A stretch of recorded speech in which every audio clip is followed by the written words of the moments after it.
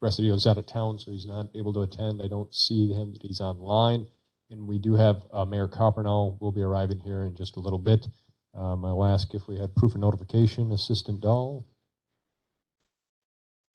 Yes, she said yes. Let the record show she said yes. Agenda approval. I've got an agenda here tonight put together with 14 items. I would entertain a motion to accept the agenda. Supervisor Frank. Seconded by Supervisor Murphy Lopez. Any discussion? All in favor? Motion carries. Appointment of committee chair. This evening we'll be appointing a chair and then a vice chairman. We'll leave a secretary position or pro temporum out of place unless you folks feel the need to do that tonight. So I will begin by opening the floor for nominations. Do keep in mind it has to be a county board supervisor. And nominations, it's a single, does not require a second, and you can self-nominate yourself. So with that being the conditions in place, I would open up the floor. Do we have any nominations from the floor? Again, this is for committee chair. We have a nomination for Sean Murphy Lopez. Supervisor Murphy Lopez, do you accept nomination? It's okay unless someone else wants to do it. You accept nomination. Are there any other nominations from the floor? Are there any other nominations from the floor? Are there any other nominations from the floor? Hearing no other nominations, I would entertain a motion to for a nomination to close nominations and to cast unanimous ballot. Moved by Supervisor Turk, seconded by Carey. Is there any discussion? All in favor? Congratulations, Supervisor Murphy Lopez, and assuming the position of the Referendum Ad Hoc Committee Chair. Mr. Chair, if you'd like, I can run through the same procedure for you for Vice Chair before turning it over. Sure. At this point, I'll open up the floor for nominations for Vice Chair. For Vice Chair, our rules specify that the chair has to be a supervisor, so this can also be Aaron or could be Todd as well. I'll open the floor for nominations for the Vice Chair position. Are there any nominations for Vice Chair? I would nominate.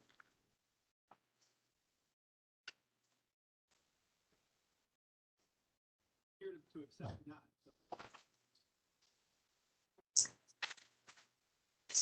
Okay, I have a nomination for Todd. I'm going to be so bold as... No. You accept it? Okay, then we'd have to redo it. Yeah, we'll come back to it. Okay, is there any other nominations from the floor? Hearing none, I would then entertain a motion to close nominations and cast unanimous ballot for Mayor Coppernow as the Vice Chair. Motion by Sean Murphy Lopez, seconded by Supervisor Bob Frank. Is there any discussion? All in favor? And opposed? Motion carries. Mr. Chair, the floor is yours. So,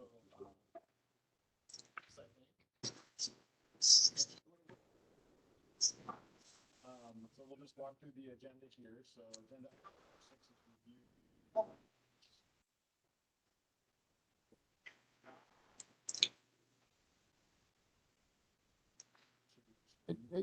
The resolution from the I have a few items here that I can I thought maybe help paint some context to kind of put things in line. Mayor Coppernow isn't quite here, but I think he was perhaps involved at the county board meeting in which we pushed this. But let me throw this up on the screen. This is a document. It's not in the folder tonight, but it was in Finance and Personnel. This is kind of the cover letter in which we kind of put context of what we would need to do with an ad hoc committee. So again, so tonight, the whole point premise is to arrive at resolution question or multiple questions. State statute stipulates on what that question formation should look like. It kind of goes as the question shall be submitted as follow under state law, the increase of the levy of the, which will be Richland County here, for the tax to be imposed for the next fiscal year. And this can be, the section here for years now can be either for a single year or multiple years, depending on how we're going to lay out the question or questions, is limited to blank percent, a number that we'll gather, which results in a levy of so many dollars. And the question then is, shall Richland County be allowed to exceed this limit and increase its levy for the next fiscal year, or if that changes to multiple years or indefinite or continuing, for the purposes for which the increase shall be used is then laid out, and by a total of the percentage again, which will result in a blank levy. So that's the legal type of thing that we have to capture in the framing of it. Of course, the challenge is certainly in the detail on trying to frame that question, and then to be able to understand all the elements that go with it of what is really combined in that for the purpose, be able to educate the community so that they understand that, and the other aspects then of what does a yes vote mean and what does a no vote mean on the referendum. So very basic framework, but a lot goes into arriving at that decision. The different decision points then tonight, and this is tried to capture this then with the agenda items, not the first time that we've all kind of been at this together. The agendas are kind of laid out more as a checklist again that through the chair, Mr. Chair, we could hop around as we have to, but we made sure we had it agended on there so we don't catch ourselves talking of things that is not properly agended. But we're going to have to kind of capture that purpose part of that question. What is going to be the purpose of the referendum question or the referendum questions? Essentially, what types of functions or departments are we visualizing to fit into that purpose section? And some of the things to consider, is it general operation expenses for all the services, or is it general operation expenses and capital improvements for all services, or is it operation expenses for specified services, or is it operation and capital expenses for specified services, or some other type of combination in trying to solve that, the purpose part of it. Can everybody see that? Maybe I'll blow it up here a little bit more, a little bit better. And so then the second part of that, again, is now the duration. We're talking about how long should this tax levy limit exemption remain in place. And this, again, kind of ties in, though, is it one question or is it multiple questions? Is it a 1-year exemption? Is it a set number of years, will exceed for 3 years, 5 years, et cetera? Or is it an indefinite and ongoing as long as the services provide? And then the amount. How much will the exemption to the tax levy limit be authorized within that duration? And so again, some of the consideration points, is it a single amount for a 1 year, an example of 100,000 for 2024? Is it a single amount for ongoing years? Is it 100,000 annually and ongoing? Is it a specified dollar amounts for specified years? An example of 100,000 in 2024, $150,000 in 2025, and $200,000 in 2026 as examples. Is it specified amounts for specified years and then a single amount outgoing? So like the previous one, but then ending in like a $250,000 annually and ongoing thereafter. So the Finance and Personnel Committee put together this group here tonight that we have to try to help answer those aspects of it. The other part that kind of has to go with it then is that education plan. It'll be an understanding on really what are the intentions of those questions, because you can't inflate that question so large to try to capture all these things. That kind of then flows through with educational pamphlets and other types of materials to educate your electorate to understand what they're voting on. But we have to tease out then what is the intention of the question, what are the impacts of a yes vote and a no vote, what options does the county have if it intend on a failed vote, is there a commitment ultimatum on a failed vote? What is the impact to individual property tax payers on a millage rate and how it's going to impact their taxes for a county perspective? And what is the impact to services and citizens, are kind of some of the talking points that need to be expressed and shared. If we're engaging in a referendum to go forward into a 2024 consideration, we have state statute that says that it has to be presented on a ballot in a spring of an odd year in February if a school board is to also engage in referendum. So then they show up on the same type of ballots, and everybody has an understanding of the overlapping tax kind of consequences with it. If it is not, if there's no school referendums, then we have an option then to hold a special referendum in February or wait until April with the April election. So the proposed timeline on here kind of looks like this, where we're getting organized as we are today. August through September is question development. If there's an interest in polling, what types of interests you think there might be, and how many questions and what should be on those questions. Establishing an education plan, different recommendations if you're seeking information from finance or personnel or getting their feel and take on, is this kind of in line with what you're thinking? As well as also, we have an offer from Wisconsin Counties Association to help review those questions and see if they match to the best of their knowledge the requirements before we were to send them off to Wisconsin Election Commission. In October then, Finance and Personnel potentially we're recommending a resolution to the county board of what those questions should be. And then November, possibly December, if it's a later one, the resolution language has to be adopted. It has to be adopted 75 days prior to the February election. Keep in mind that we typically don't do a November county board, or at least that's kind of how we've done it historically. I think we've made an exception to that either last year or the year prior to, so it's not uncommon. And then the nature of this too, it wouldn't be inappropriate to have a special county board specifically for this type of an event as well. But do just keep that in mind though, if that kind of backs us up in another one, and that would put us into an October, which is the same time as a budget approval, which may or may not be appropriate as well. We have to do our notifications then in the December and January timeframe, and then depending again on when it's going to arrive on a ballot, it gives you a January through a March to really kind of do an education campaign and educate the electorate on exactly what the questions are and what a yes vote entails again, and what no vote entails, or multiple yes votes and multiple no votes entail, and then it arrives on a ballot. I think those are kind of the big items when we start talking about arriving at what the financial impact numbers are there. Do keep in mind that there are some types of penalties in place if we were to do a levy exemption above by referendum and we were not to show that we expended all that. The following year we could have fiscal penalties imposed by the state of basically withholding of state shared aid to make up that difference. The other aspect of it as well is those are kind of the main things. Additional link is on here too. Department of Revenues has a very general type of a Q&A form that they have that kind of talks about the process and the ballot language and the examples of what a question should arrive at, some sampling language. And again, we do have resources through Wisconsin Counties Association to help us again evaluate those questions, and then they do have to be approved through Wisconsin Election Commission. So it's kind of the teeing it up aspect.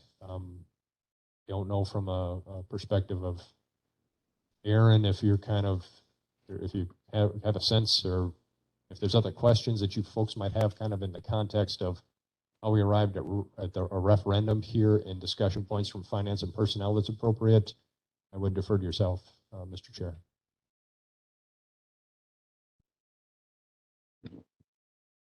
Okay, so yeah, maybe, let's see, the other thing, maybe I'll just go over what our actual directives are from the county board, because there was a resolution and there's 5. We have a mission of doing 5 things according to the county board resolution.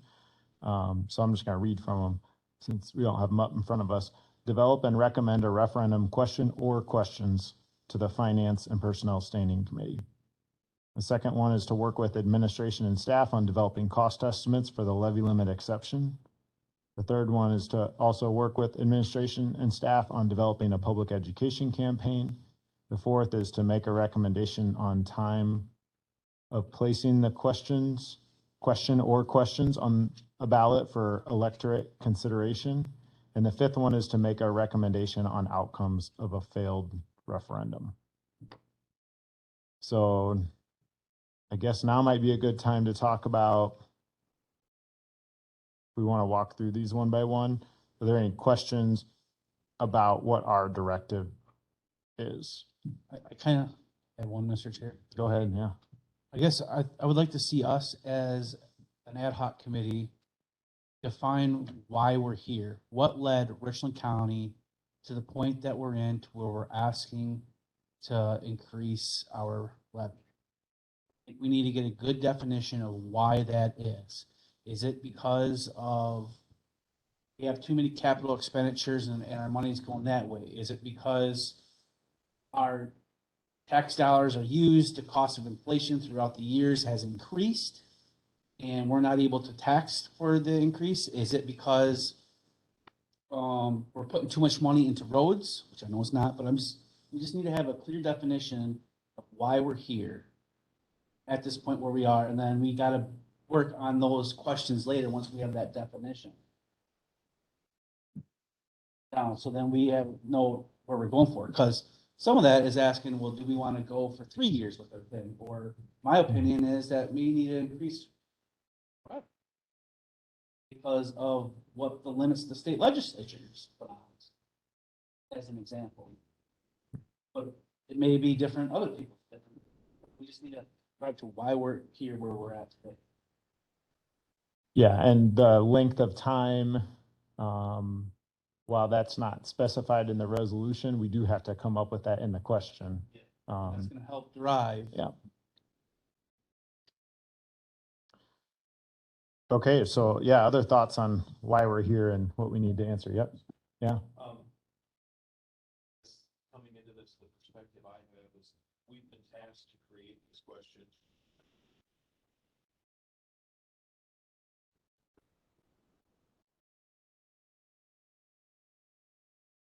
Okay, now I'm on. Thank you. That we've been tasked to create this question to present to the electors and help them understand what the alternatives are. Not necessarily that we're coming into this advocating for one particular solution. And just wanted to reflect on that, you know, that's the perspective I'm coming in with here. I'm not here to advocate for a referendum or against it, but to give the voters the choice of, okay, here are the alternatives. We could do this that results in raising your taxes but preserve services, versus if we don't do that, then you're telling us we need to make cuts to live within the tax revenue we have. And probably tell them what those cuts are. Yes, So absolutely. if That's part of what we've been charged with, is make recommendations on the outcomes of, okay, so, and that has to be part of our education, is to help people understand, okay, if it does pass, this is what happens. And if it doesn't, then this is what's going to happen. Yep. Yeah. So to go along with it, I totally agree with what Dave's saying. I think what just happened on June 22nd is a prime example of what it would be if there was a failed referendum. We already have the groundwork and papers laid out. We already have that, hey, we're gonna start cutting and liquidating county assets. We're gonna start defunding our services that we have that are non-mandated. We have that groundwork for that work done. So in the event that that doesn't fail, we can say, hey, this is what we're gonna do, because we cannot afford to continue any of this. Yeah, and I do think we are going to have to work really closely with the Finance and Personnel Committee, because there is, of course, debate even within that committee about what should be cut and what should not be cut and what those totals look like. So we're going to have to be working hand in hand to make sure we understand that financial planning worksheet and what portion of that financial planning worksheet gap where we don't have enough money is going to go on the referendum. Because I can imagine if it looks like a 30% increase out in 4 or 5 years, we might not want to recommend to the Finance and Personnel Committee that we do a 30% increase, because we know that it's not really giving the voters a very good choice. They're probably just going to vote no, it's just too much. So I think that's some of the value discussion we can have here about the dollar amount. And that's up to us to recommend that. We'll just have to have clear communication lines with that committee. If I could just dovetail on that. So one thing that we're going to keep on a Finance and Personnel Committee agenda going forward is going to be, budget section, bullet number 1, correspondences from the ad hoc committee, so that their correspondences and reporting, so that they understand best they can with steps that you folks are taking to keep that exchange going. Good. Okay, so Bob or Aaron, do you have any initial thoughts here after? When you get through with them, I don't mean to speak for Aaron, but just to kind of put it in context again. So we had Aaron here and we have Todd arriving to us to really kind of, again, understand that overlapping tax base and to get the perspective of the school district on, are there things coming down a school pipe And are there consideration points from a school perspective that you need to keep in mind when you're planning other tax increases and impacts? And then, of course, too, Aaron, as a citizen, certainly has a feel and a flavor for the citizenry as well.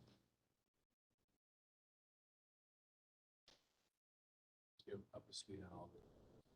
And you might just have to pull that mic closer to you, Aaron, just so that folks online can hear you. Oh, hear me? Just bring it up closer to you like that. Yeah, there you go. All right, now I'm good. Yeah, so forgive me, I'm just, getting up to speed on a lot of this stuff. I have watched a few of the county board meetings, and the last one, I mean, there was a lot of people out there giving speeches and stuff. And there was a lot of amendments to motions and changes going on. It was pretty crazy to actually follow the last meeting.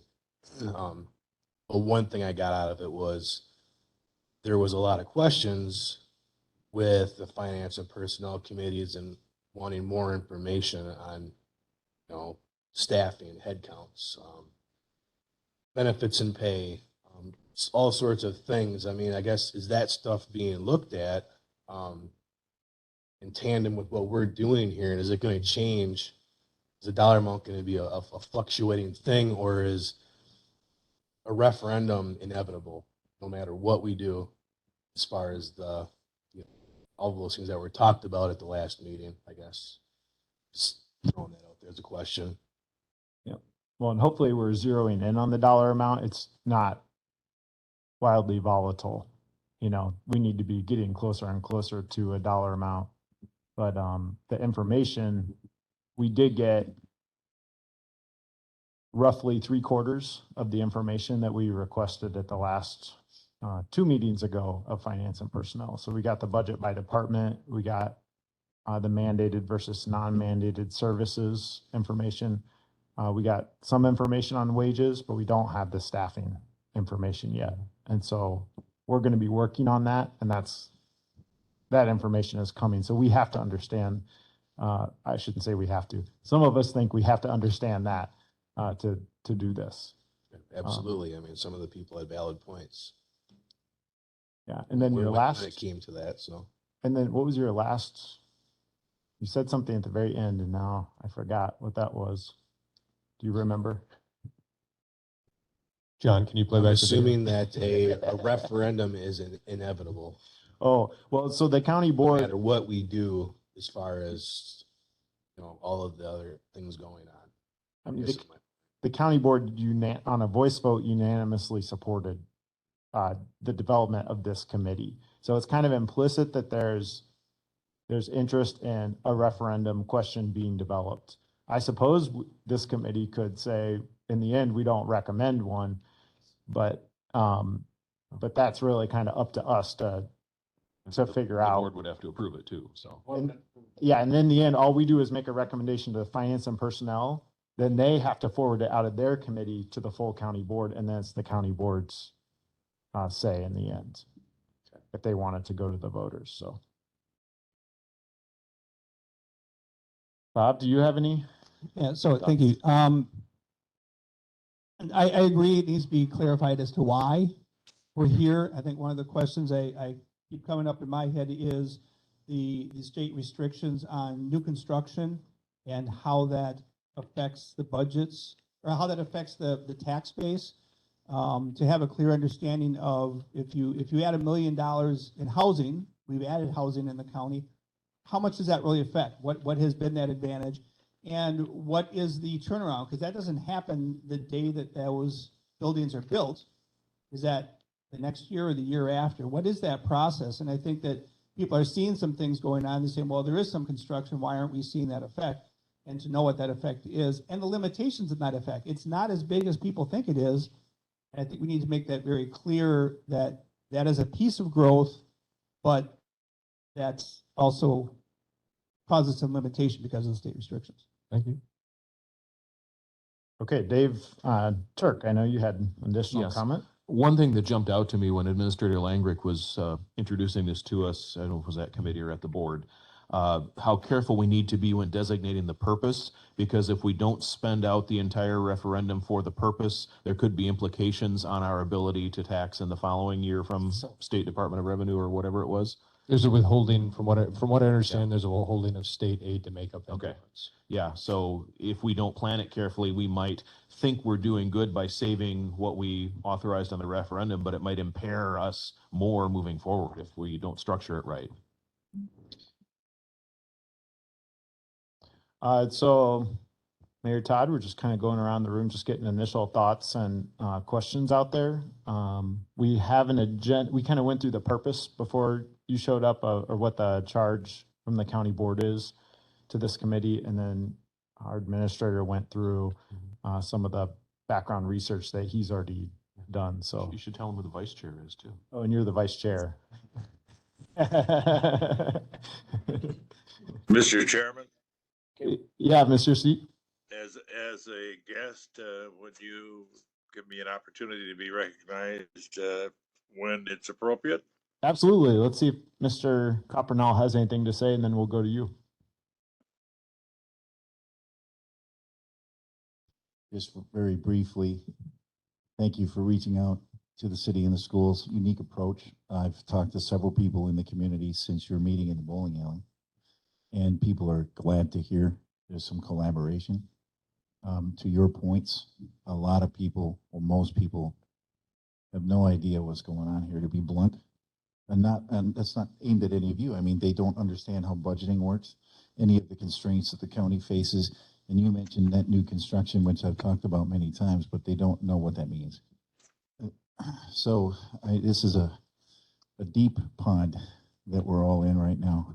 And this is not going to be a quick process, right? So my only comment on it was thanks for having me here. I've got a lot to learn from you about how your budgeting works. But just looking at, I've had a lot of conversations with Clinton and Marty, and just before this all broke, and a lot of feedback and a lot of emotion as you're getting. I am too. And I think people kind of jumped the gun in their own minds and kind of thought everything was going to be cut in the next 30 days, and here we are, which isn't true.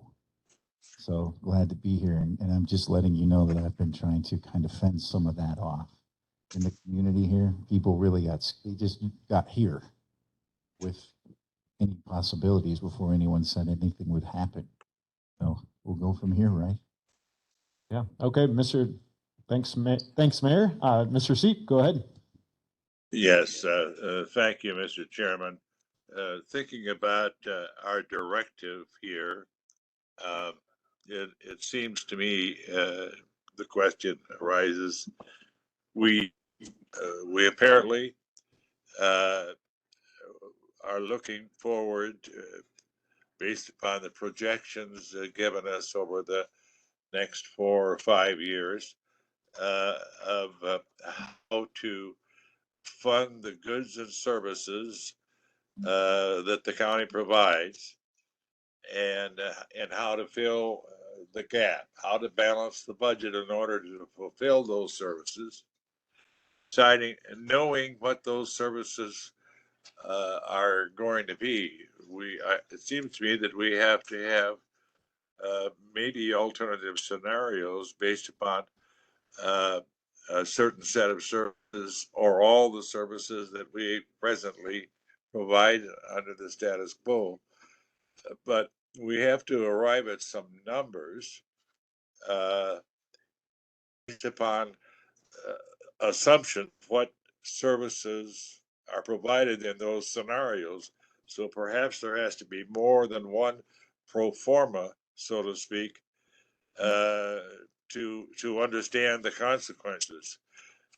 If we have gaps to fill next year or the year after, and we know how many dollars are needed to fill those gaps, then that gives us an opportunity to talk about a percentage of increase in the tax levy. What would a 1% increase provide for us over a period of 5 years, or are we safe in projecting beyond 1 year? So I think it's important for us to get a clear sense in our directives of what goods and services the county wants to preserve or would preserve under certain set of financial performance. Okay, thanks, Mr. Seep. So let's just go ahead and go through the agenda and we'll just take maybe just questions or thoughts on each one of these. And I don't think we're here today to get all our questions answered. I think it's just good initially just to get the questions out there. So we know at least, where the committee sits on, more information they want to know. So Clint, I'm wondering if you can pull up that schedule that you had on that cover sheet from the Finance and Personnel Committee where we looked at that referendum question. Let's just go to item number 7, discussion and timeline establishment. Let me see if I can. Here. So we're heading toward like a February or an April timeframe, depending on if there's another school district within the county that has a referendum on the ballot next year for 2024 also. So one question I had was, is anyone aware of any school district that is in discussions about going to referendum for budget year 2024 at this point? Mr. Chair. Does this include like Kickapoo, River Valley, Riverdale, Boscobel? Yes, it'll be all the school So districts. have we contacted them? If not yet. No. Okay, so there's a question we should probably look into is what other school districts that have, I'm assuming any territory in Richland County that triggers the February requirement, or maybe that's another question that we need to answer. I believe it would. Any Okay. school district that's coming over, because obviously this question is going to impact everybody within the box. So if there's overlap of even, I think we have one school district where it's literally one house, 2 voters on the corner. I think it's Boscobel. Yeah. So if they have a referendum, then that would obligate us for a February date. So we'll just need to create a list of all the school districts that have that are in Richland County, and then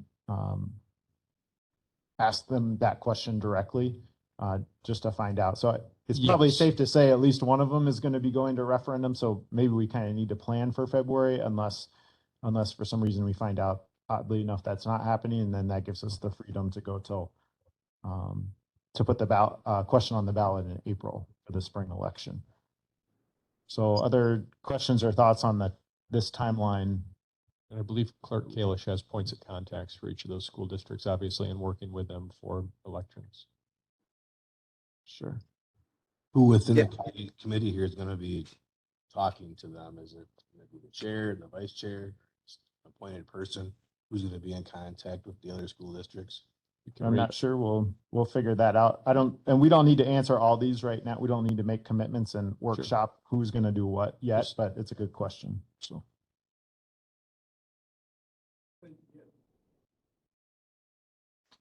I don't mean to, if you have an answer, great, stop me. But yeah, I just don't want to get into how we're going to solve it. negotiating Let's for just who's going to do brainstorm what, the right? problems. Yeah, before we let's start talking brainstorm our about- questions and our problems first. Yep. Okay, anything else on the timeline here? I'd like to see it in April. We obviously could, because I think you're gonna get the most voters. Yeah, sometimes there's not even a February election in certain wards People just of aren't the gonna county. go out.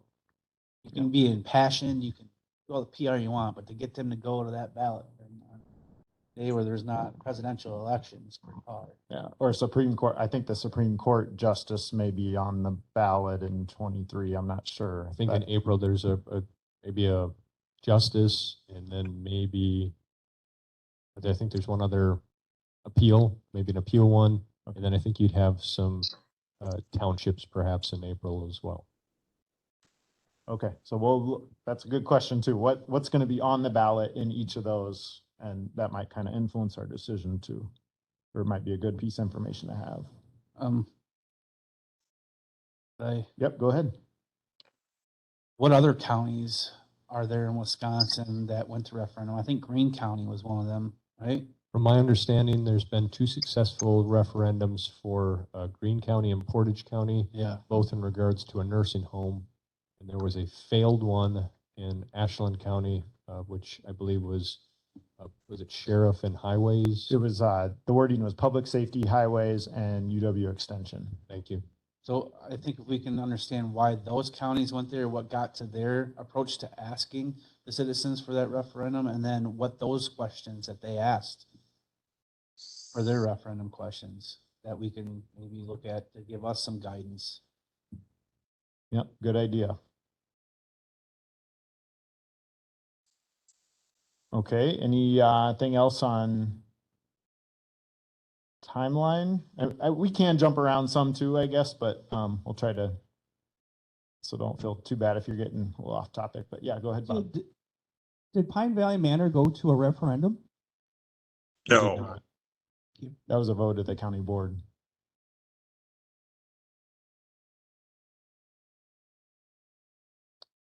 Okay, let's go to agenda item number 8, discussion and possible action, I think you mean here, on services to take to referendum. One big question I have, I think I know the answer to this, but do people know what the county does?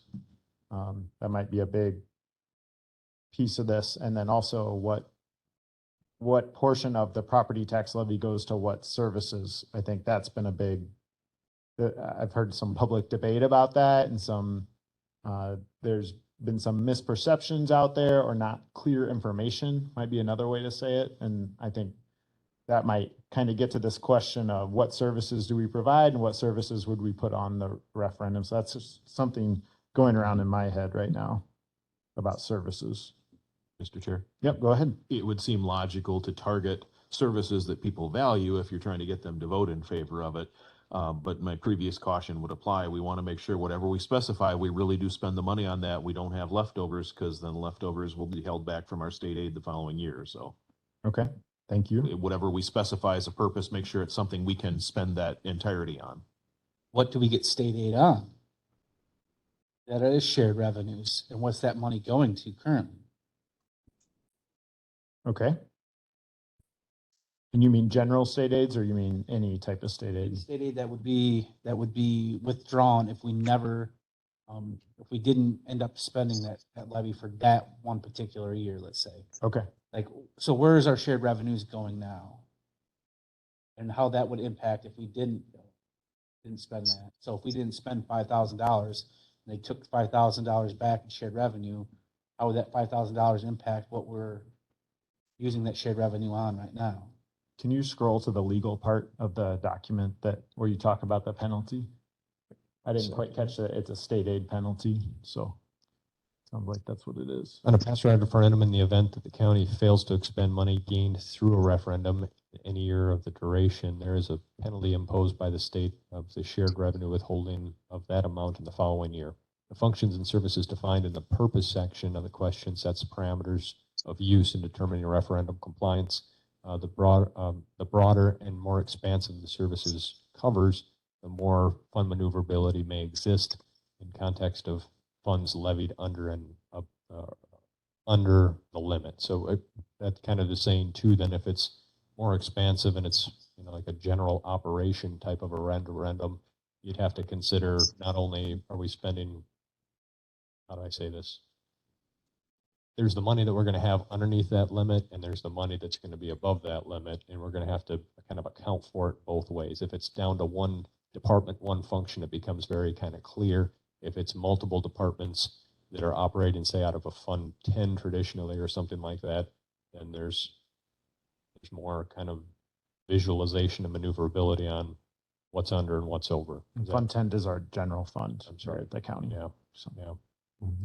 Okay, other thoughts on the services question? Yeah, so my thoughts on that are there any of the non-mandated services that receive funding because we're doing them? And by removing those, we not only remove the non-mandated service, but we also remove the funding for that. So there may be state funding for some of the programs that are non-mandated, and if for some reason we have to cut them, we not only lose that service, but we also lose the funding that helped that service. And I think the taxpayers, me being one of them, would be very interested knowing that if we lose this service, not only that, we are losing more because of it. And I don't know that answer, if that's just something I'm running through my head. Mm-hmm. Good question, Dave, go ahead. Yes, just wondering about specifying purpose. If we specify that it's for operating expenses, does that prevent us from then expending any of those revenues on what would be considered a capital expense? You know, when we borrow for specified purposes, the $1,050,000 that we borrow, we have a defined list of stuff it can and can't be spent on. Is there a similar restriction if we get enhanced revenue through a referendum? I don't know that, and I don't know that it's, I can reach out with Corporation Counsel through Wisconsin Counties Association. Conversation that we did have in regards to the accounting aspect of it, and Clerk Kalish was there one day, and I think maybe even a treasurer, even when we were talking with Attorney Andy Phillips, and I don't want to put words in his mouth, but kind of in broad strokes, we were trying to conceptualize how we would account for that. If we were going to do general operating, how are we going to show that we're putting all those expenditures in there? And again, he kind of said if it's in very, very broad, you might end up with more maneuverability on trying to show that you know, that you actually did expend it because you had these other different funding sources or reductions to help you versus it being narrowed. Maybe I got lost. Did that answer your question, or what was the specific? I'm wondering the same thing. So if we said it was for, you know, law enforcement and public safety, Yep. and, you know, Sheriff Porter was very economical in his operation of the department, so we had money left over, would it be okay to buy an extra SWAT car and not incur that penalty? Something like that. For all purposes, I think you're going to be kind of obligated to do, in fact, just that. Because our questions then were too, whereas if, you know, if we're saying it's all general operations for this much, are you locked into that exact footprint? I mean, if we say we're going to do it for this much and it's going to cover every service as an example, then can we adjust staffing and still grow some services and reduce or take off other services? Because now we've made this promise to the electorate and said, you know, really we're doing everything. So are we obligated then to carry that out through the duration of the referendum? And conversations again in broad strokes is I don't think it's ever been challenged or explored like that to really have a legal aspect on what that looks like at the moment.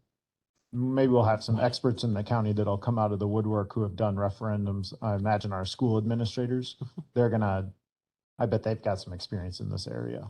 Mr. Chair. Yeah, I was just going to say, I think I know there's a school that did a referendum for technology, you know, so then if we can look at how did they handle that with their budget, and might be able to get some of their advice. Mr. Chairman. Yep, go ahead. Is it appropriate to ask whether or not this committee should look beyond ourselves to the possibility of hiring a professional who's totally experienced? There are firms that do this, and there are experts and professionals who specialize in this kind of work who can here it seems to me like we're trying to read the instructions on how to assemble the product here, and trying to learn about it as we proceed. Is it possible that we could look for someone to guide us through this and to help us? And would we save time and money by doing that, and prevent ourselves from getting into mistakes? Well, we could certainly look into if that's been done in other places and who the vendors are and what the cost would be. So good question. I don't know the answer to that. Perhaps our corporation counsel could help us look into that as well. Okay, any other thoughts or questions on the services to take to referendum? Okay, I don't know then- if it's, I don't know yeah, if it's on yep. that particular, it's a general thing, like, so if the referendum passed and we talked about, oh, spend the money to go buy a squad car, and then we only have so much and we got to keep 3 months back, like, will there be money that we're still able to save and grow if we have this levy? Or are we gonna not be able to save any money? So like if we didn't use all our levy, it would be nice to save it into a little pot so we can grow capital somewhere to increase our 3 months to maybe 4 months worth of spending. You know, stuff like that. So Yeah, I get what you're saying. It doesn't require us to expend every dollar on a given year for the sake of expending it. Yeah, And again, I think that comes down to then understanding where those funds of that exemption are being accounted for through an accounting practice. Then still saying that that money then underneath that exemption that we're putting into our non-lapsing funds for XYZ type of projects. Maybe our auditor could give Yeah. us a little advice too on that. I bet he's done some, we could ask if he's got any clients who have referendums. So, Mr. Chair. Yeah. I could also see that being problematic in a public relations sense where voters could say, hey, you told us you needed more money, now you didn't need it. So why did you take it?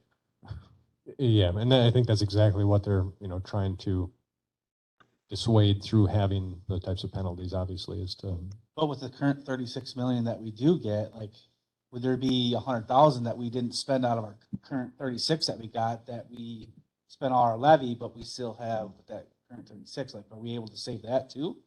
Or do we have to spend every single dime that we have? Does it affect what we already have in the bank? Yeah. Is kind of what you're saying. Or, I think it would all be in context, again, of auditing that amount that's that exemption, that dollar amount that's above and beyond, and really trying to visualize what the purpose of that above and beyond is to make sure that it's allocated and expended. Which for the purpose of the referendum is going to be important that it's very broad language to allow us that flexibility.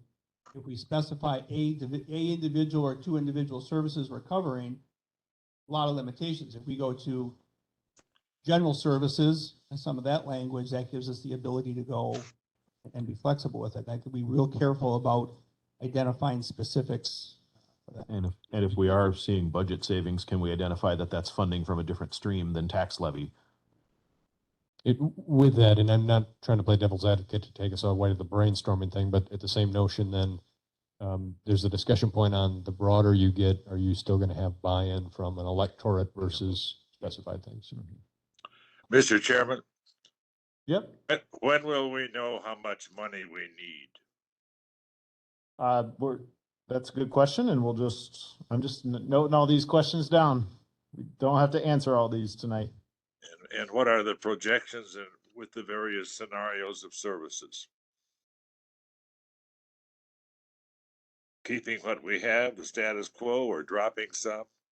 I think we need those scenarios and the numbers that go with them. Yep, and that's, we'll be partnering with Finance and Personnel, our committee, on that, because that committee is developing a lot of that information. So we have to have a closer relationship with that committee. Yeah. Okay, let's go on to number 9 here, the duration of the referendum. So you can do it for 1 year, multiple years, or indefinitely up to 10. Is that what I read somewhere? I thought maybe in that 2-page handout at one point weeks ago, I'd read that. I might have. Maybe not. Maybe I just made that up. So I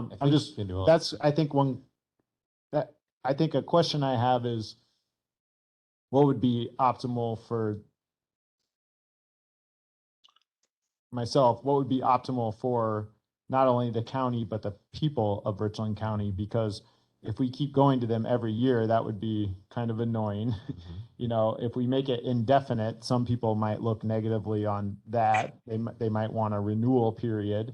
You know, I'm wondering what other counties have done with, you know, as far as an operating referendum goes, you know, for operating expenses, what they've done and what's been successful or not. So I'd personally just like to see some examples of other counties and how they've handled an operating referendum, because like you mentioned, Clint, the 2 examples you had were nursing homes. So I don't know if that was for their operating side, or I'm assuming for more their capital side, but in Ashland County, that was for operating, for public safety and highway and UW extension. That failed. So I kind of want to see some other examples of durations. Mr. Chair? Yep. My thought would be to try to line it up with our projections. If we're projecting 5 years, then let's make the referendum in sync with our projections. I totally agree with your thought that every year would be not only irritating to the public, but a lot of work for us. And so having it with some kind of duration would seem to make sense. And I think I've seen other school districts that have done operating per 3 to 5 years in their referendum. So it would seem to be within the realm of conventional wisdom anyway. Good Okay. one. Other thoughts on that? Yeah, I'd say a minimum of 5 years. I can't see anything shorter than that is way too repetitive. I'm gonna be the bad person. I would say. That's okay. You can be bad. I like to see it indefinitely. Because there's no price that's ever gonna go down, no cost of anything is ever gonna go back down. We're on a steady rise, steady increase since 1970 or even more. We're gonna be in the same boat after 5 years if this ends. We're still gonna be in the same boat because it's gonna cost more for a vehicle, it's gonna cost more for all that other stuff. Employees are gonna want raises and to keep them competitive with everybody else, unless the federal government somehow miraculously pulls something out where prices now are dropping. I don't see it. And I agree with you. I like the indefinite idea. Unfortunately, an indefinite amount means that you set amount Yep. and that amount stays. And in 10 years from now, that amount isn't worth as much as it was. So that's why I'm kind of giving the idea of a 5-year, knowing that costs go up and knowing that that might have to be adjusted. And that's my I background. see that. I see that point on that. Then we would be going to referendum all the time. It's true. And that may be necessary anyway. I think if you put indefinite in there, you're gonna scare a lot of voters. I think, whoa, what am I signing up for here? And, yeah, I get the point that you're after, and you don't want to do this every 5 years, but it might be the prudent course of action to get the first one passed. I'll tell you what will really help is if the state legislature lets us bring back the control at the local level. That's what will end all this. Couldn't agree more. Hasn't happened yet. Not holding my breath, but I know in the WCA magazine, there was an article by a Democratic representative from over by Milwaukee proposing they do something. Don't know how far it'll get, probably not very, but at least they're talking about it. Okay, some good thoughts Oh, there. Since this is public, I'd like to say that this is not a local issue, that this is a state issue. So I'd like to say that publicly because of comments that were made from our state senator. Right. So in case he's listening or will listen at some point. Yeah, we're definitely aware of the state statute on how we can't increase our operating levy beyond net new construction. So we're very limited to what, a couple tenths of a % every year. So we basically have to figure out ways to either shrink or move things around, move capital things out of our operating budget and borrow for it. That's the only other way around it. We can borrow. That's it. And that gets back to our original thought of explaining and defining why we're here. Yeah. There's a state mandate in here, state role in this. And declining state aid dollars. And the declining state aid dollars. Yeah, we're at, and so our tax levy, I don't know how much this will mean to Todd and Aaron, but our tax levy is 10.5 million a year. And state aid offsets our levy, so we reduce our levy by 1.2 million a year. So it would be 11.7 if we were also having a property tax for that, because we get 1.2 million from the state every year in general shared revenue. So that has been flat to slightly falling in the past 20 years. So that's another, I think that's what we're talking about here. It's just another factor that's restricting us. If that aid's not going up, then we're just forced to shrink from that angle also. So. Okay, if there's nothing else on the duration, then let's go to number 10 on our agenda. The number of questions to be on the referendum. Are we limited to the number of questions is one of my questions about that one. Any other questions about questions? Yeah, so the About question number of about questions, it gets very confusing to people looking at the referendums when you have too many questions. Beyond even two questions becomes a challenge. I think the school district has seen some of that with some of the field house things and some of those projects, that it gets misunderstood and misconstrued. So I'm definitely in favor of eliminating it. I'd love to see one. I can understand we might have to go two depending upon what options some services might need. Or give the people the option, hey, here's the higher dollar, here's the lower dollar of what we can do. That's kind of directing people because you kind of know what people are going to do is they're going to choose a lower dollar. So you're kind of cutting your options there too, but got to limit the number of questions. Okay, other thoughts on this one? Mr. Chair, I would tend to agree with Supervisor Frank that limiting the number, ideally to me, would be one. It's very straightforward then, and you get a very clear read from people on what they want.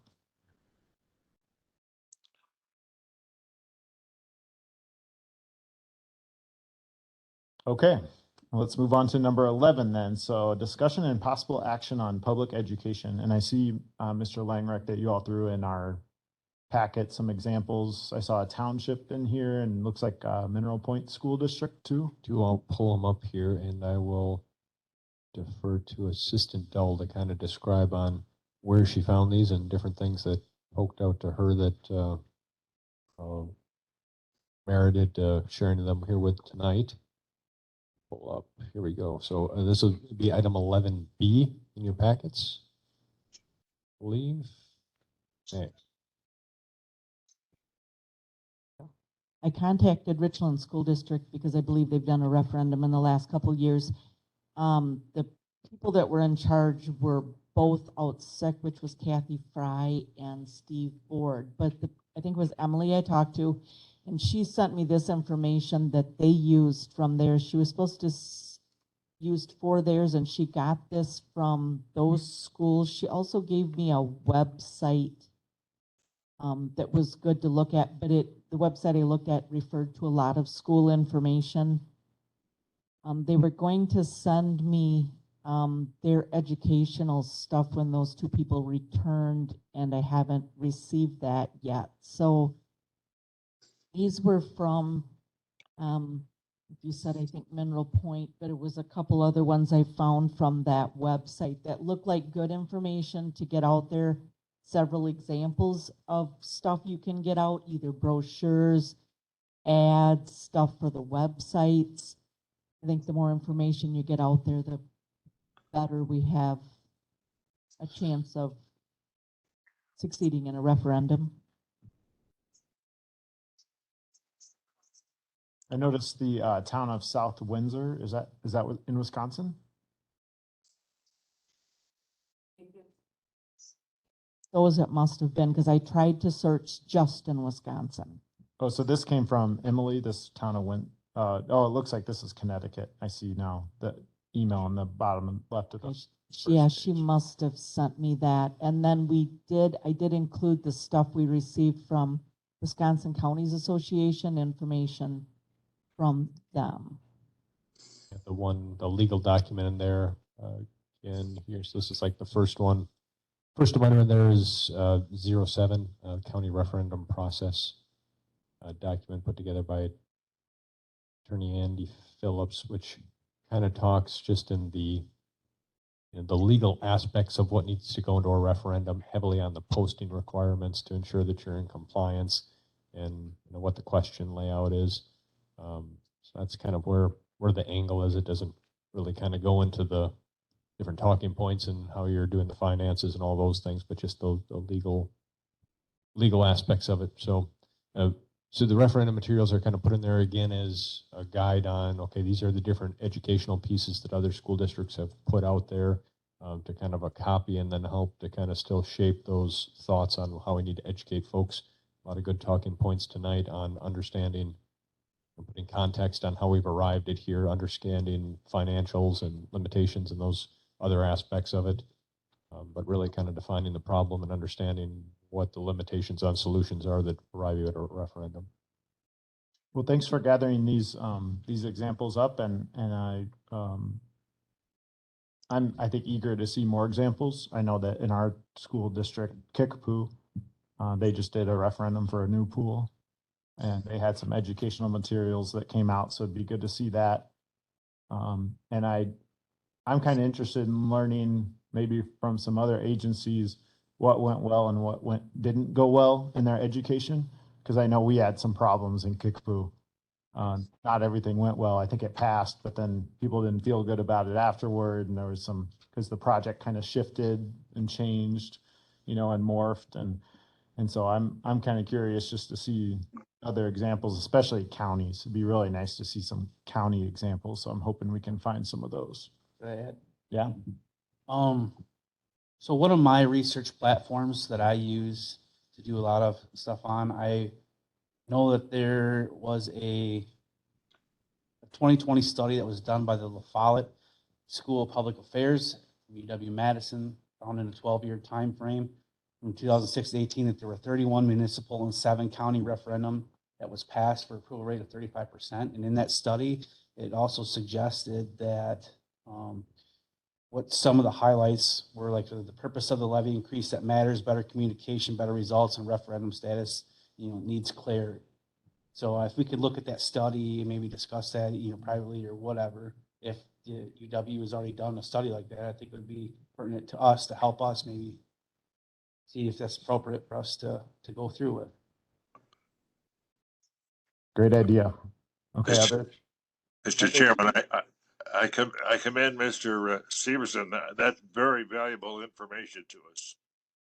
Yeah, I'm sure everyone on the committee and others will want to see that study. So glad you found that. Follette School of Public Affairs, the University of Madison. We'll probably get that in our folder, I'm assuming, or on the website for our members or people from the public who don't have access to our county board folders. Okay, thoughts on education about the referendum?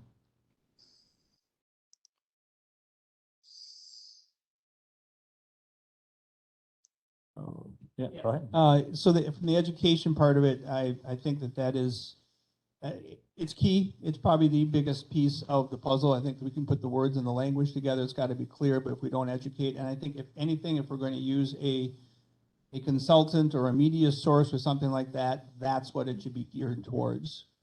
That should be the source of how to handle that and how to do that. There's so many excellent media platforms out there, and I think we miss most of them because my age listens to one, and the next age listens to another, and the next age listens. It's just we're going to need to pull that together and show we can pull that together in a single platform.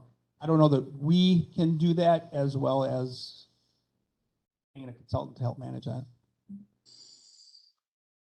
Mr. Chair, we may also want to involve interested citizens in that education effort because their reach is far greater than ours. If the county board does decide to go forward with a referendum, then I think it's a responsibility on all of us to get out and be talking about it to anyone who will listen to us and answer any questions they have to the best of our ability and just, in whatever environment we are in, whether it's social media or whatever, to be, circulating the information accurately to the best of our ability. And I would add circulating the same information across the platforms so that when we're out talking, we have that pamphlet, we have that website link, we have that whatever it is, so that it is the same message across and everybody's sharing the same. Yep.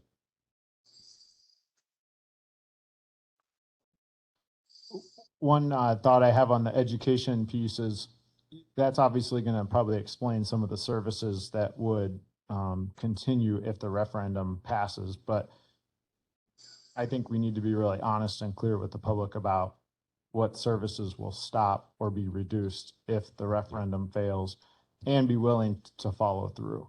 Because if we just, if we say, well, we want to put 4-H on there because we know 4-H is really popular, but if the referendum fails, we end up deciding not to cut 4-H, I think that would be misleading to the public. I think we just need to be real clear about whatever we decide we want on the referendum that we're really willing to cut. Now, I don't know if it always happens that way, so I'm just sharing my opinion about the education and how I think it should be real direct. I think that's consistent with our charge from the resolution is to, clearly lay out what the purpose of the referendum is if it passes and clearly lay out what the consequences are if it doesn't. So I totally agree.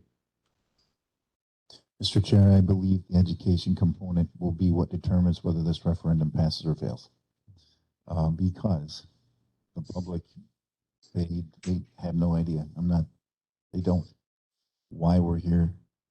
It's just emotion right now. So Spend too much money. there you go. But the details, right? And you're right on it, Mr. Lopez, about what needs to be done, or what happens if this passes, then this, and if it does not, then that, and why is critical information. And I think it also explains, people have commented to me,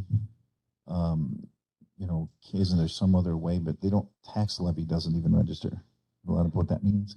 Is there some other way to pay for this thing? Isn't there some nonprofit that can save all of, I hear a lot of this right now. Yes. So explaining all of that, which paths were checked out, we tried to find this, or we did find that. So this can move over here, but that can't move. That's why we're here today. We all know that there are people all over this county that don't want to lose any of the things that are at stake. But then now what? And I think that whole thing is going to determine where this referendum goes. And explaining, as you said, in black and white, this saves this or loses that, but also explaining to them if any work was done or is being done, to look for alternative funding sources for this program or that one, why we did or did not do that. So in other words, we just do a referendum because we thought, let's do a referendum, right? We'll fix all this in one move. We're doing the referendum because we tried to do this, we looked for that. This is why we're here. This is the choice we have. Because I really don't think the public, I think they think you can just find a plan B for every single thing out there. And there might be some plan Bs for some of it, but for the ones that there are not, that's got to be on the referendum. And they need to understand that, because you're asking people to vote themselves a tax increase, and justified or not, we know what that fight is like, right? So everything we do starts with the education element. And that Mayor's point makes me think of a good point. When we're specifying what cuts have to be made, we're just talking about discontinuing county tax levy funding for those things. We're not saying, for example, no, there shouldn't be a Richland County fair, but if there's going to be a fair, there won't be X amount of dollars of county property tax going to support it, is what the outcome would be of a cut being made. Yeah. Go along with what, if I can, Mr. Chair, go along with what Mayor is. I think what's being discussed right now at Finance and Personnel and forwarded on, I think is exactly what the information that he's looking for when those resolutions go back to committee to discuss, even though may have been presented all wrong in my opinion. But I think that's the information that is looking for. So like you said yesterday that, well, you want to see maybe a nonprofit take over the Richland County Fair and want to know if it's feasible and fiscally responsible for that. Well, sure. So that's what the committee is going to have to do, is look and see if a nonprofit could spend or miraculously come up with 130,000, 150,000 to run the actual fairgrounds itself. Yeah, and if, just to play the example out with the fairgrounds, so if, say you're the committee that you chair, the Fair Recycling and Parks Committee, comes back and you say, yes, we can do a nonprofit model. We would need this stuff to happen. We don't recommend at this time we do it. And then at some point we're going to have to figure out, so then does the county's contribution to the fair go on the referendum, or does it not go on the referendum? And so if it goes on the referendum, then we have to be real clear. If it fails, then there will have to be a nonprofit formed, and they would have to take, and I'm not advocating for the fair going on the referendum. I was just saying that playing that it out, could be, so. that could be, the same thing could be said for Simons, UW Extension. Yep. That's what all those resolutions, yes. Mm-hmm. I just use that as an example. And some of the mandated stuff too, because we do have, our Public Works Committee, the resolution that passed out of finance yesterday that will be going to the county board. Whether or not it passes the county board, I don't know, but assuming it does, there's $350,000 in cuts identified for Public Safety Committee, which includes several departments, mostly the sheriff. Then there's $350 for Public Works, and that includes Highway and the courthouse and MIS, which is our IT department here. And then you got $350 for HHS and veterans. And then you've got 200 grand for the Finance and Personnel Committee, and the departments that would be affected there would be clerk, treasurer, administrator. So, and those dollar amounts, you know, I mean, I think that's why we've been debating, are those the right dollar amounts? And what portion of that would we cut? And what portion of that would we want on the referendum? And what would we want on the referendum? What would we cut? Those are some of the things that we've got to sort out over the coming months. So we got a lot of work to do, and we'll just have to figure out how to organize ourselves to make all this happen and keep the lines of communication with the Finance and Personnel Committee really open and clear. I'd like to, just one other point I have on education. I do the WRCO morning show the first Monday every month. I'll be on Monday. I have a bunch of stuff to do on there on Monday, but as we get more information available or whatever we want, I'll share it there. I'll share my time. That's city time. And more the cities in the county, guys. We're on the same team here. I'll share my time because this is critical. And this is as big a thing as I'm going to work on in the next year. So I'd be happy to do that. Great. Okay. I'm sure we'd And appreciate that. And I also think that it's important that we start that discussion early so that the people start understanding, start learning. There'll be some questions all over the place. But if we spring this towards the last few weeks or last couple of months, it will be the shock that we'll lose. And I thank you for the morning show idea. That's excellent. I think we need to start getting this word out right away. Mr. Chair. And also grateful to Mayor Coppernell for volunteering to, share the stage, so to speak. But I do think the concept is something we should be taking full advantage of as a county too, is keeping our own faces and voices out in front of the public and educating as we go along in a similar method or in other methods too, similar to what Todd's talking about. So. And if you don't want this in this point, cut me off. Video.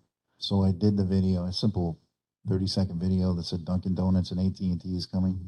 And in our 5,100 person town, it was viewed 15,000 times, 12,000 in the first 24 hours. Nothing works like video. I was a partner in a marketing agency for 11 years. Every age group consumes more video every year than they ever did. And YouTube is just unbelievable. It's growing its audience from 10-year-olds and 90-year-olds. Video short. Don't try to do this in one video. A lot of short, but do a fair video, do an ambulance video, and keep them popping and keep them on Facebook, keep them on YouTube, and then everybody here, hey, share that thing, get it in front of your friends, because that's what it takes to grow that. And if you're consistent, and you have to remember attention spans are this long now, so you keep them coming and keep them short. Nothing we can do will reach more people than that would. Good thoughts. Okay, so let's move, and I know we've kind of talked about this a little bit. Agenda item number 12 is discussion and possible action on correspondences with other committees. So I've been harping about that one, but any additional thoughts or questions on that? Can I ask, is there any specific types of things that you want to encourage finance and personnel, or information pieces that you feel like you want to know directly from them, so we can make sure that, like, from our aspect, when we'll have minutes and things of that nature, but really to make sure we don't lose track of it coming into the next meeting on Tuesday already. Well, I think that financial planning worksheet where we total the gap for each of the calendar years. Yep. We need to be probably pretty constantly abreast of that. And then I think maybe we need to give some advice to, my opinion, give some advice to finance and personnel about what's a target amount or range that we think is acceptable for the referendum. Because, I mentioned before that the gap was 3 million out in 2027 or something like that, but that's going to be changing because we just made some changes at the last Finance and Personnel Committee, so that'll be coming down, but we need to know what the gap is. But say it's 2 million, this committee might say, no, there's no way we're going to ask the voters for 2 million on top of 10.5 million, because that's a 20% property tax increase for the county portion of their property taxes, so I think this committee could help give some advice to finance and personnel, but only if we're kept abreast of those numbers. And of course, me and Dave were the two And Steve Carroll, And who's Steve. also on this committee, not here today. Will The be on three of us finance. are on finance and personnel, and Clint staffs the finance and personnel committee. So, I mean, I think that should be somewhat easy, but we've just got to keep the pressure on to make sure those numbers are good.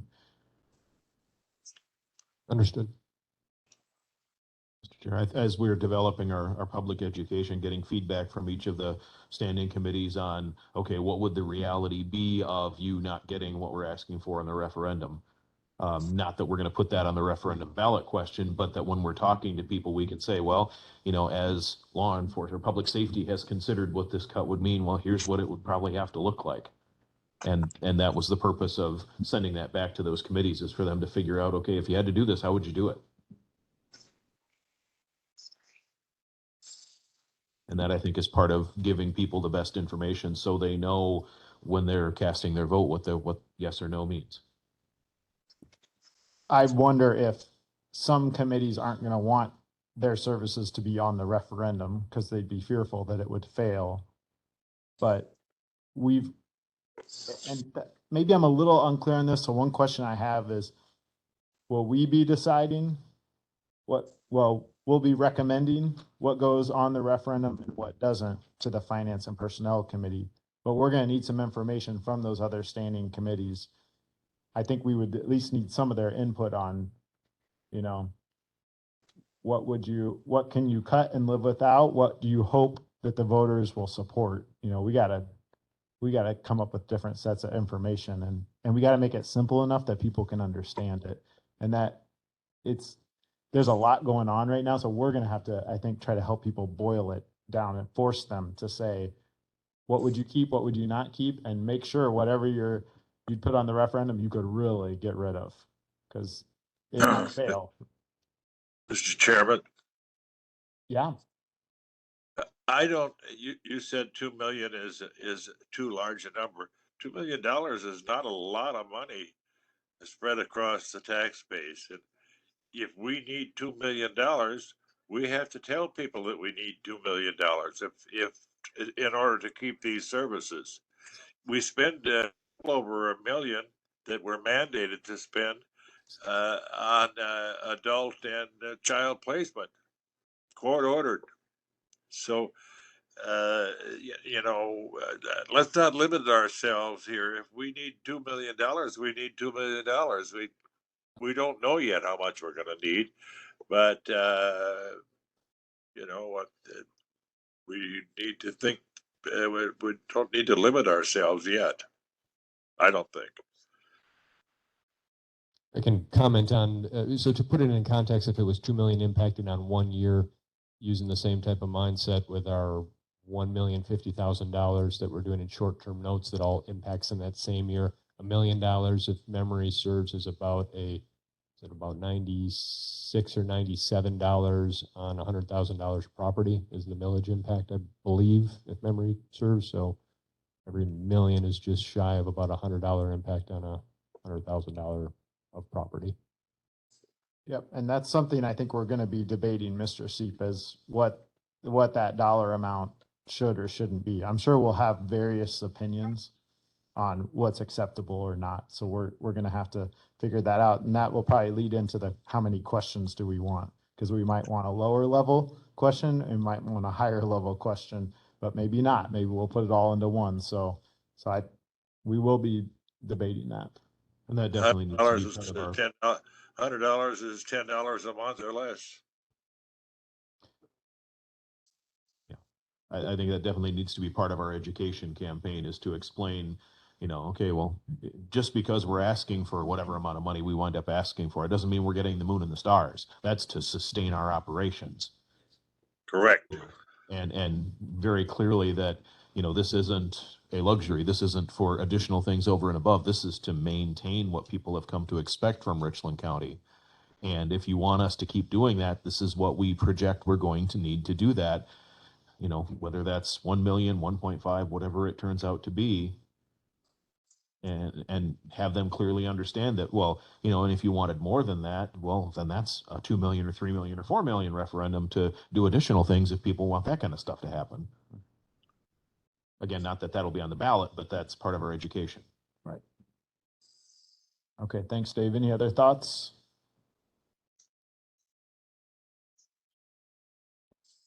My other thought is do we get into the debt that the county does have and where that is coming to an end?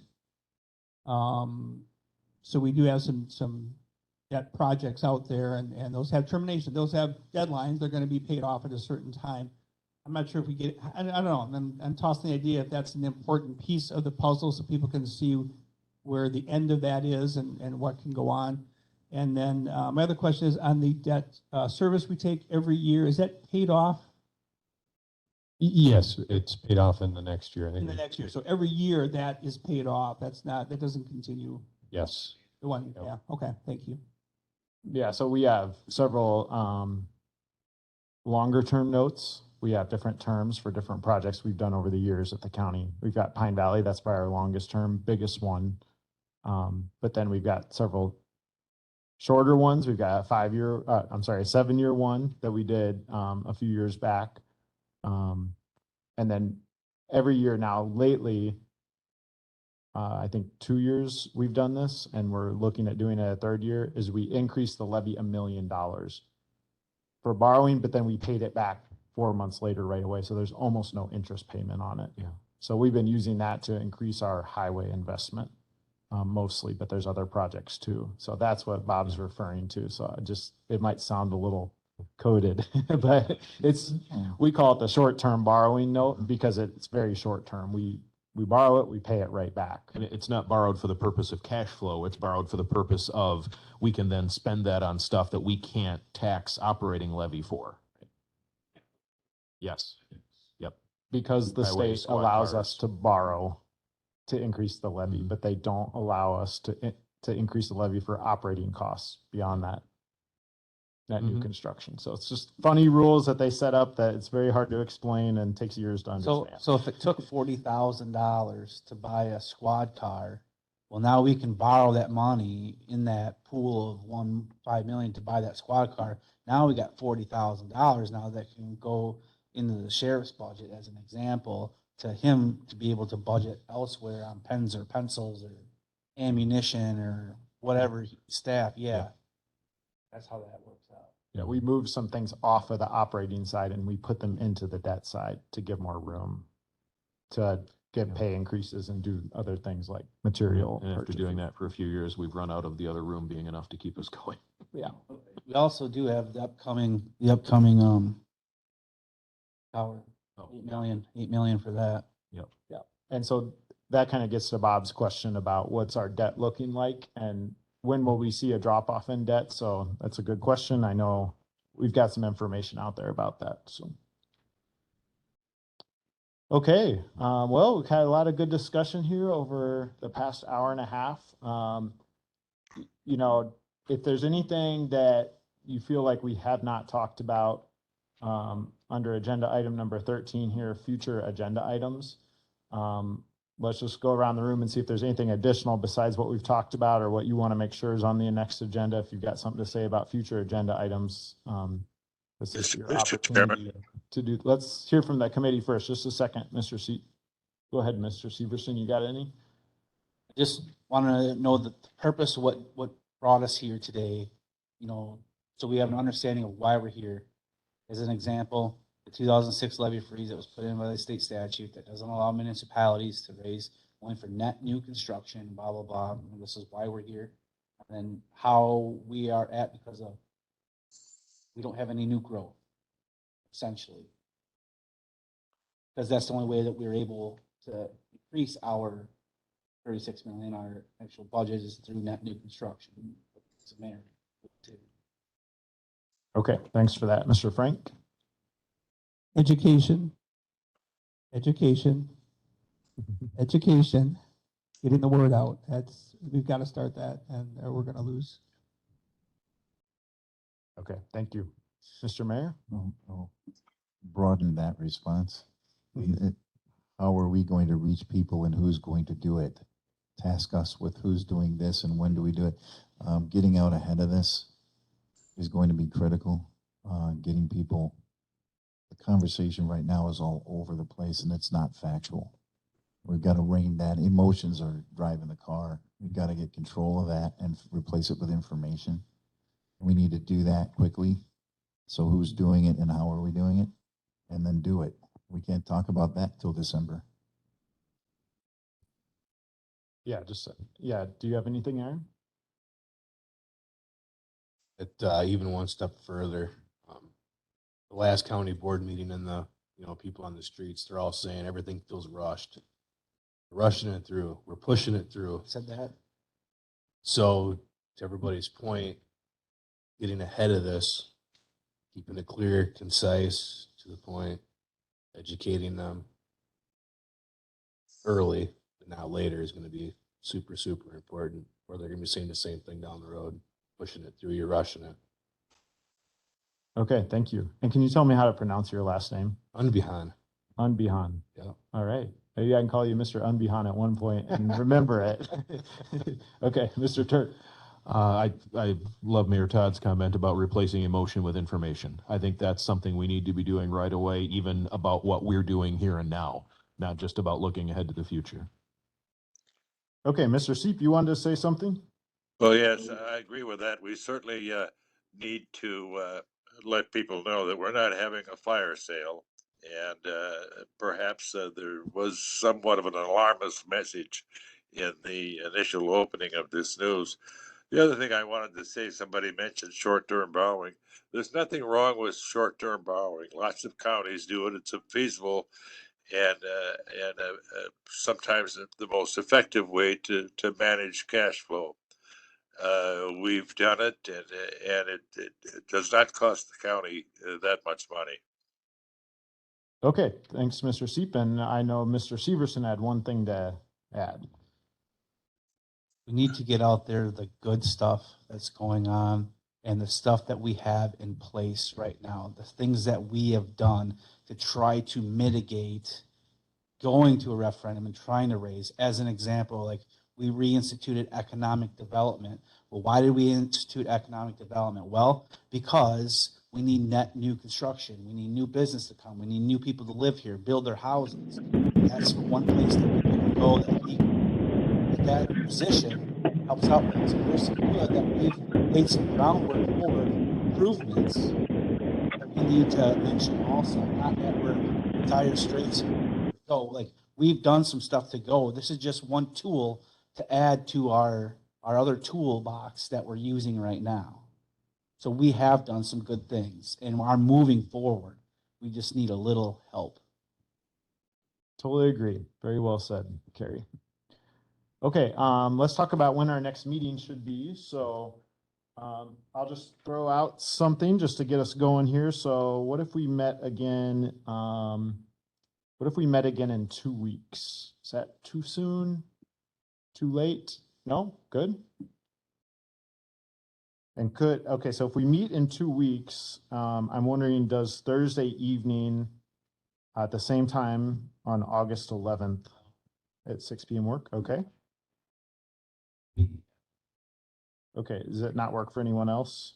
Just in case we get backed into a corner by multiple nights not I think working? I have a conflict that night too. You do too? Yeah. Anyone else have a conflict Thursday? I don't. The only thing on Thursday nights is that's the only night of the week my day job closes at 6 instead of 5. Oh, okay, yeah. Well, yeah, we'd like you to be able to come too, so. 6:15 or 6:30 are golden.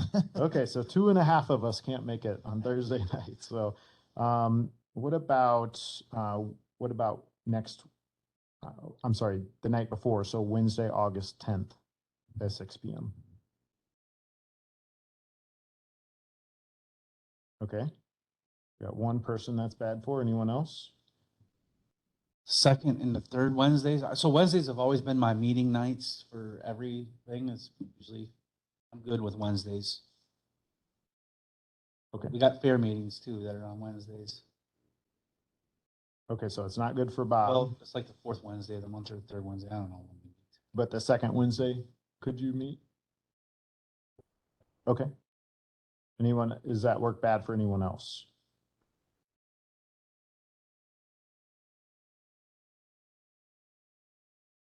Okay.